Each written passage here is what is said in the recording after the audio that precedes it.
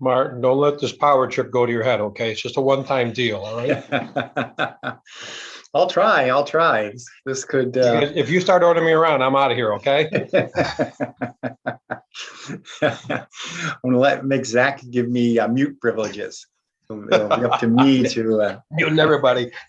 What do you think he does? You know, he does it for fun. In the middle of the meeting when no one's paying attention, he'll mute you. So you know, like every other word is missing. You know? Right. Just to make it interesting. What did he say? Yeah. Oh, sorry, the reception's no good.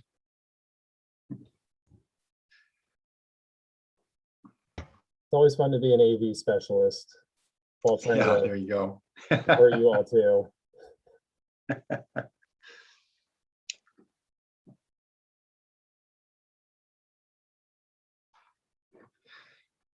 Let's see, should we give Chris a few more minutes? I'll leave that up to you all. There's quorum, so. Okay, well, I'll wait. How about maybe a minute or two more, and then we'll go.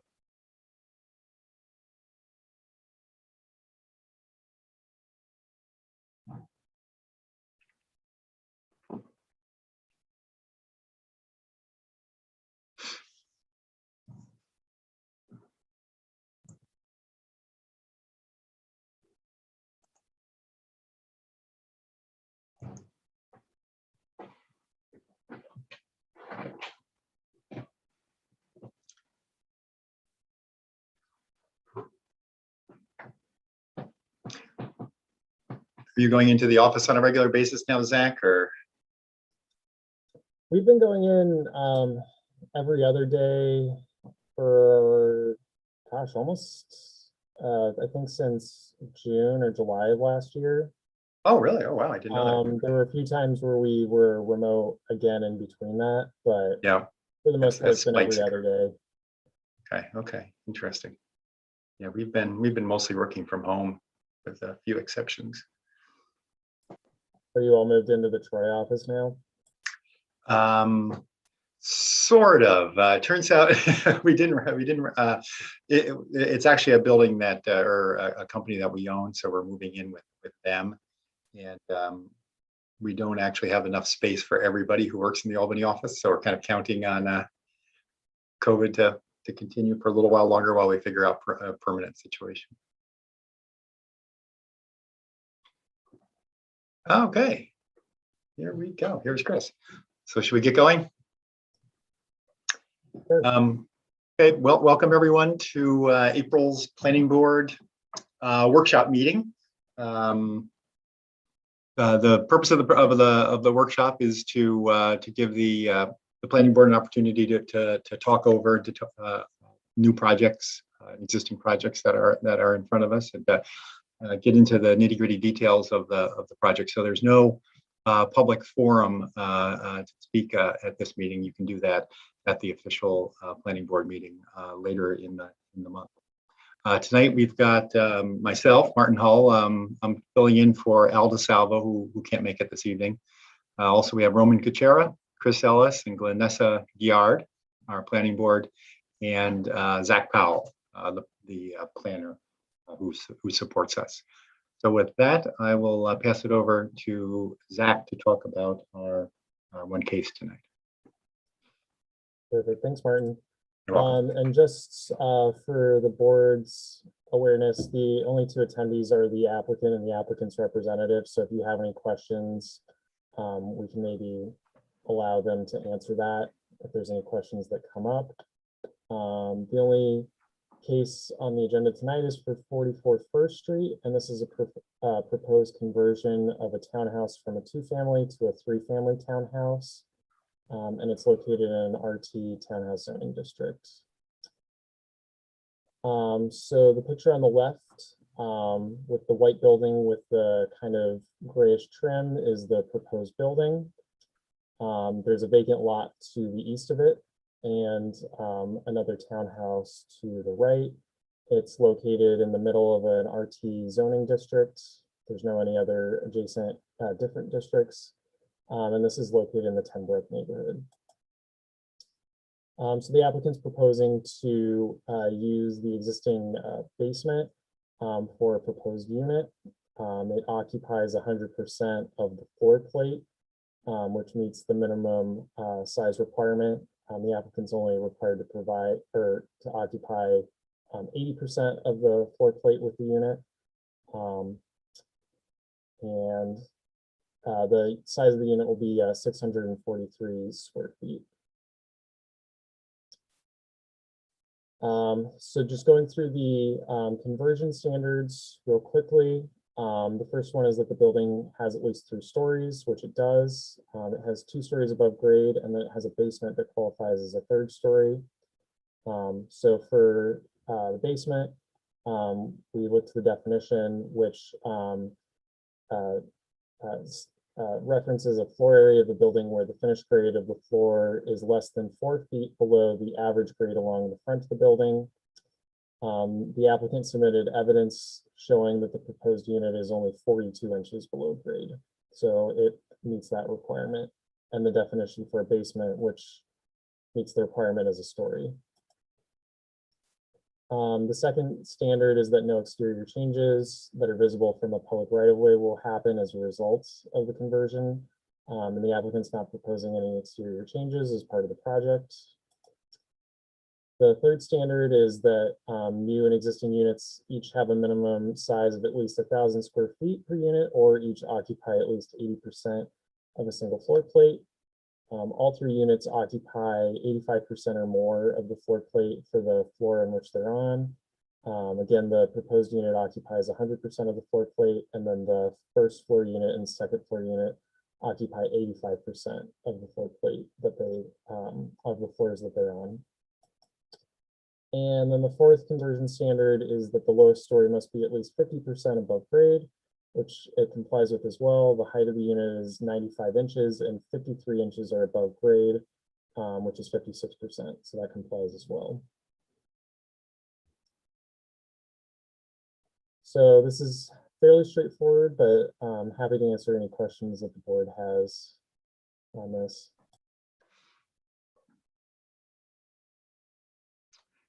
No questions here.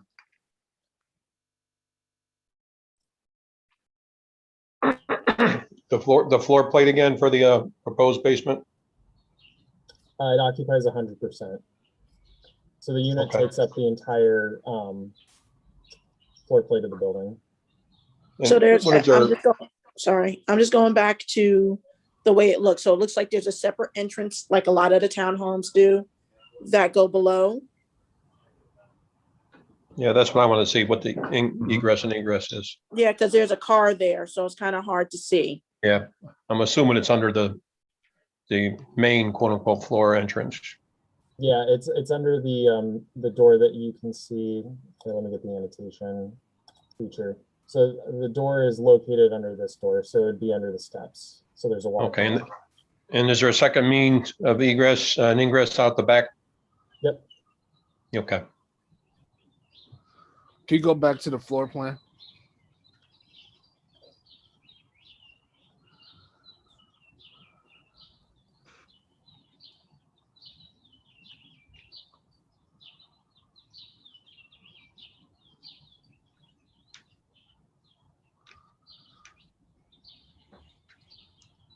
So they're making it, I'm just looking at the floor plan.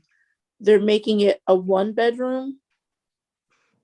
Yep, it'll be a 1-bedroom. So the bedroom is in this back area right here. Okay. Closet, kitchen area, bathroom, living area, and then there's a laundry room, kind of trash storage area off the front entryway. Okay. Zach, where are the mechanicals for the building? I believe that they're going to be in the same room as the laundry. The applicant's on the line though, if we want to ask them just to get clarification on that. Yeah, just curious where the mechanicals are for each unit. Are they all, there must be separate heating and electric, water heater and all that stuff for each unit on each floor, or what? Yeah, I'll just let David Kraft, who's the representative for the applicant, answer that question. So David, you should be able to unmute now. Yes. Yeah, can you hear me now? Can you speak up just a little bit? Can you hear me? Yep. All right, thank you, Zach. And yeah, thank you to the board for this opportunity. Yeah, so in regards to the mechanical systems, yes, you're correct. So there is a hot water heater for each of the above units on the first floor level. There is this, so just so you're aware, this unit is unfinished. So the idea is that we would have to install like a hot water heater for this unit. We use electric heating, board heating for the other units as well, and we'd be doing the same for this unit. So yeah, so most of the mechanical systems, each of them have their own separate electric, and so yeah, each of the units have their own separate mechanical systems, if that makes sense. Okay. All right. Thank you, David. Did anyone else have any questions for David while he's still here? No. Okay. David, I'm going to put you back on mute. Thanks for answering that question. Sure, no problem. Thank you. Okay. So if there aren't any more questions, I think will we see this at the next meeting, Zach? Okay. Yeah, this is the only hearing item for the meeting on the 27th. Okay. Just so you're all aware, our department has been working with the Common Council to start progressing the 6-month review for the USDO, which is extended far beyond 6 months. So we've been working with Common Council members, specifically the members on the Land Use Planning and Economic Development Committee, to go through the USDO, especially with the recent renumbering that happened with the USDO to align the numbering with all the other sections of the city code. So we're going through that process right now. So what I'm going to do is provide a little bit of an update at the meeting on the 27th of where we are in that process, what changes we're looking to do, and then hopefully answer any questions that you may have, or get any comment or feedback on any of the proposed changes.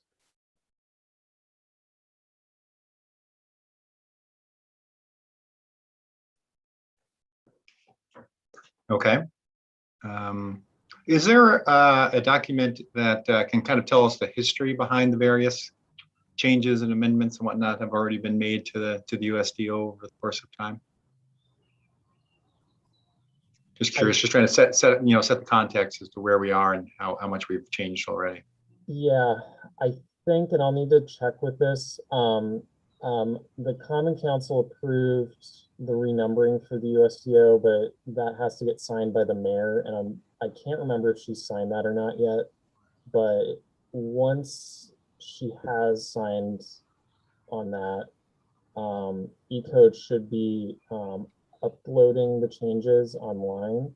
So you should be able to just use eCode to look at the changes, and that would show the amendments that have taken place. And when they took place and that sort of thing, right? Yeah. Okay. Because I know we've been talking about various things over the course of time, and I lost a little bit of track as to what's been passed and what hasn't. Because for a while there were some changes. I remember it had a lot to do with signage and a lot to do with fences and things like that. And those changes were made, correct? So when the 6-month review changes were presented to the planning board, those weren't adopted. They weren't adopted, okay. By the Common Council yet. So we're going through this process, and it's expanded a little bit because initially our department had proposed doing the renumbering and the content changes at the same time, and then based on feedback from the Common Council, they preferred to break it up into 2 separate sections. So it was a little bit easier for them to review first the numbering, and there were some issues that cropped up of things that maybe got left out, or issues that happened with eCode when they had made the numbering changes that needed to be addressed.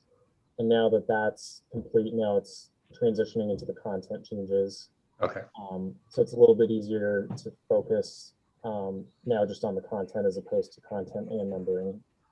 Okay. Okay, good. Is there anything else to discuss tonight, or are you going to take questions on that? By the way, maybe I should give the board an opportunity to. I'm good. Okay. Okay. And we don't need a motion. Oh, I'm sorry. No, I'm good. Adjourn. Yeah, motion to adjourn. Okay. Okay. In that case, aye. Second, very good. third. Aye.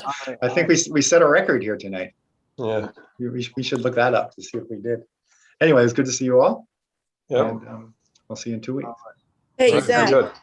Zach, you have my phone number? I believe so, yeah. Can you give me a call when we're done? Yeah, Thank you. sure thing. Bye. Okay, take care. Goodbye.